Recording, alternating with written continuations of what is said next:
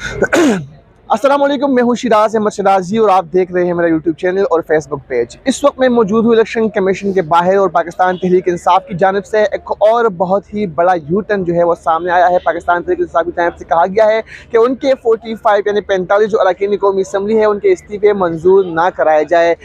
सुबह जो है पाकिस्तान तहरीक इंसाफ की जो अरकान कौमी असम्बली है वो पार्लियामेंट हाउस पहुँचे।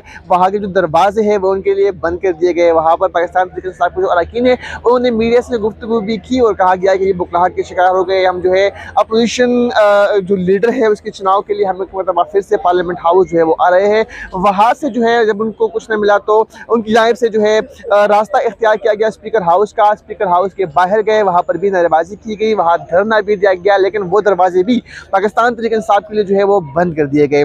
जिसके बाद जो है उनके पास जो तीसरा रास्ता था वो इलेक्शन कमीशन का था और पाकिस्तान तहरीक इंसाफ के जो अरकान है उन्होंने इलेक्शन कमीशन की जानिब रुख किया। यहाँ पर जब वो पहुंचे तो यहाँ पर भी सिक्योरिटी इंतहाई टाइट थी, इंतहाई सख्त थी, खारदार तारे यहाँ पर नस्ब है। इस्लामाबाद पुलिस के जो एहलकार है वो यहाँ पर मौजूद है, लेडी कांस्टेबल भी यहाँ पर मौजूद है, उनको इलेक्शन कमीशन जाने से रोक दिया गया। कुछ टाइम तक यहाँ पर खड़े रहने के बाद जो है पाकिस्तान तहरीक इंसाफ के जो अरकान है उसमें से 3 अरकान को जो है जिनमें रियाज फतियाना, आमिर डोगर और लालचंद मल्ही को जो है इलेक्शन कमीशन ने मुलाकात के लिए बुलाया, लेकिन इलेक्शन कमीशन के मरकजी गेट